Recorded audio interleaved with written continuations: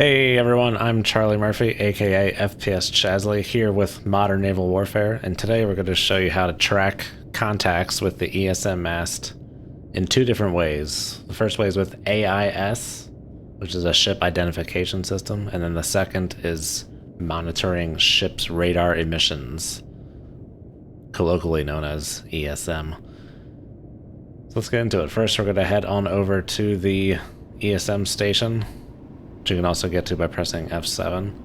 You're going to want to be at least periscope depth or shallower. Periscope depth is 52 feet, so we are there. We're surfaced right now, actually. So let's raise the ESM mast, and then we'll pull the slider all the way to the right to extend it as far out as it will go. Okay, so this map here shows all present electronic emissions that we're seeing.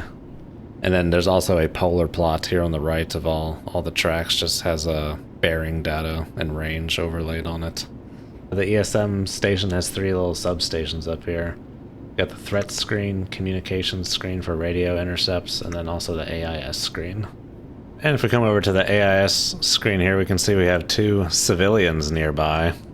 And if we just click on one of these tracks here, say track 38, we get all the AIS data for the ship. We got its track number, the unique identifier, the MMSI, the bearing to the track, its reported course and speed. And again, this is not data that we know. This is what the AIS is reporting.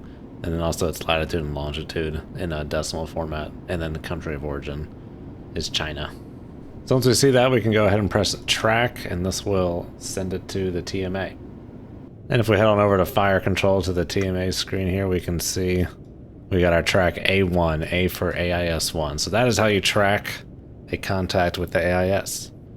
So let's head back to ESM station, and we'll also track radar emissions via ESM.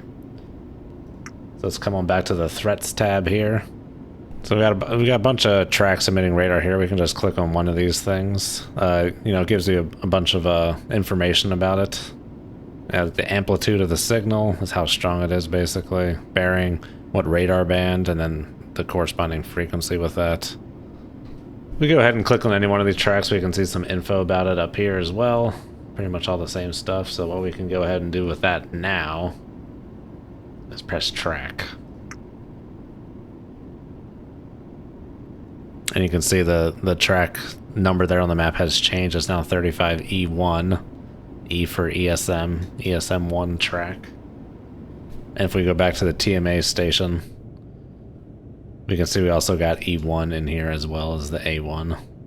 Alright, so there you have it. With the ESM mast there, you can see AIS tracks and ESM tracks from radar and AIS emissions, and send them to TMA and start building solutions on these tracks. So I hope this video was helpful, and I'll see you guys in the next one.